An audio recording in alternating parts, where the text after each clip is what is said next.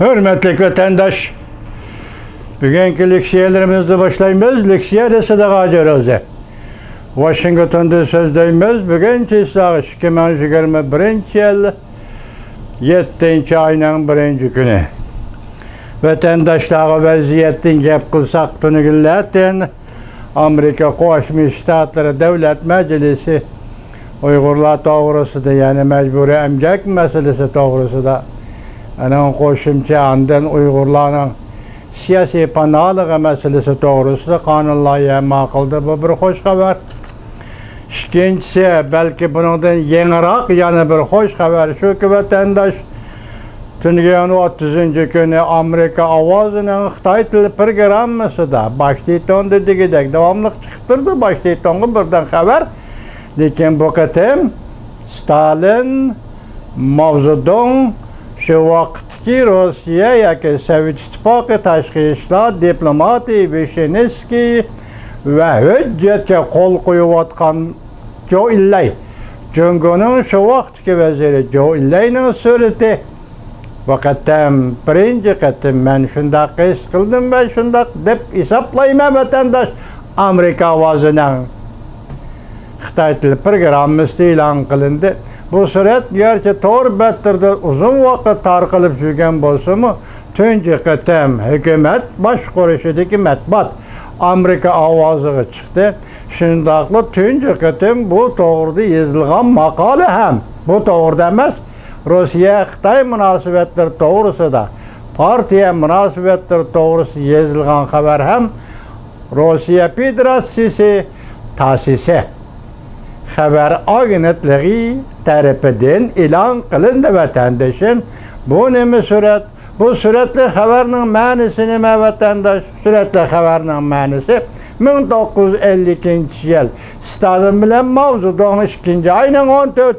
günü Cumhur Sovet Dostluk, İttifaqdoshlik, Hamkorlik shartnomasiga imzo qo'ydi. Dal shu surat, bu surat şu imza qo'yish murosimi Uyg'uristonni Xitoyga qo'shib berish.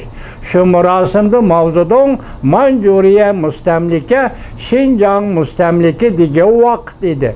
Dal shu edi. Endi qolganini siz o'zingiz o'ylashi bilan vatandoshlar. Endi qolganini siz o'zingiz fikr qilib bilan. Endi yana bir vaziyatning aytib bir qo'pol tarpi deyli.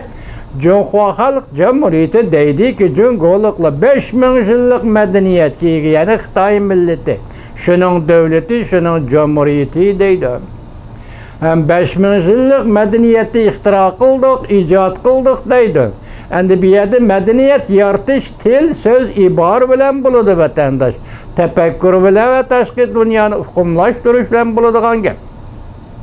7. ayının 1. günü Reis Xi Jinping Tiananmen'de ravaqqa chiqib, Cumhur Kompartiyasi qurilganligining 100 yilligini xotirladi. Nima dedi? O'zi shundaq dedi-ku, shundaq madaniyatlik davlat dedi-ku, nima dedi? Sözmü söz tarjima qilib beray avval vatandaş, biz 1 milyar 400 milyon xalqning go'shidan, qinidan sepil yasadik yoki mustahkam istehkom yasadik. Qani chet el kuchları yoki demakchi ki chet el tajovuzchilari kelib paqakani qiningni to'kimiz, kallangni kesimiz. Ey vatandaş, 21. asrda butun dunyo sivilizatsiyaga madaniyat davrida fan texnik qanday taraqqiy qilayotgan bir davrda yashayotganda bir davlatning özünü şundaq çoğ çağlagan, özünü qaltis çağlagan bir devletinin rəhbəri şundaq gap qılamdı vatandaş.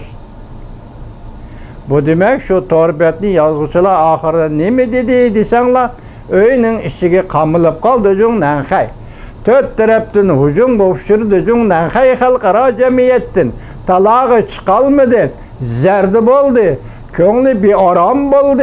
Çıkış yolu tapalmadı. Bugün jügürüp çıkıp Tiananmen'de ravaqtı muşundaq sözlü deydi plastika der. Bu yaxşı emas qoymasdan. Bir devlet rəhbəri meyli küçük olsun, çoğ olsun, bir devletinin birden bir rəhbəri muşundaq murasim diye ki sorunda muşundaq gap bulamda. Siz bunu oylab görün. Endeki vaziyetning beşidikisi acayip vaziyet bo'ldi. İki xil vaziyet Uyg'urlarga ait. Ondan şu Mao Zedong, Stalin birlikte tushgan suratda e'lon qilingan maqola, suratda xabarda nima deyildi desangiz, Cungo Kompartiyasiga rahbarlik qilayotgan amaliyat shu yillarda qurilgan yillarda rahbarlik qilayotgan Kommunistik International bu to'g'rida to'xtalib bo'lgandan keyin Kommunistik International haq Kompartiyadan foydalandi, Gomindan partiyasidan ham Cungoning bir odami foydalandi. Ahiri Gomindan partiyasiga shundoq dedi, sen tashqi Mong'oliyaga zimin talabi qo'yishni vaz geçsen dedi. Lekin Uyg'uristonga cho, masalan Şinjan'a dedi, biz Rossiya Qizil Armiyasini elib kiramiz. Yoki Rossiya Qizil Armiyasi askar chiqaradi Şinjan'a. Sen buni qarshi turmaysan. Mushu bir jumla uchun bugun bu leksiyani tayyorlab keldim vatandoshlarim. Vaziyat mana mushu yerda. Gapni xulosalasak bu vaziyatni endi şu ben bugün sizlarga degan şu vaziyatni, masalan Stalin Mao Zedongning Moskvada Kremlda tushgan suratining tarixdan yoki 70 yil, 75 yil, 72 yildan keyin bugun Amerika ovozining tetonida, bosh tetonida paydo bo'lishi va ta'sisining xabari bo'lib o'tirg'i chiqishi, garchi bu suratga munosabatlik mazmunlar eg'izdan chiqmagan bo'lsa-mu, hozircha, lekin surat shu surat. Bu nimaga berib taqaldi vatandosh? Jonghua Xalq Jamhuriyatining taqdiriga berib taqaldi. Osiyoda zo'r o'zgarish yuz berishning taqdiriga berib taqaldi.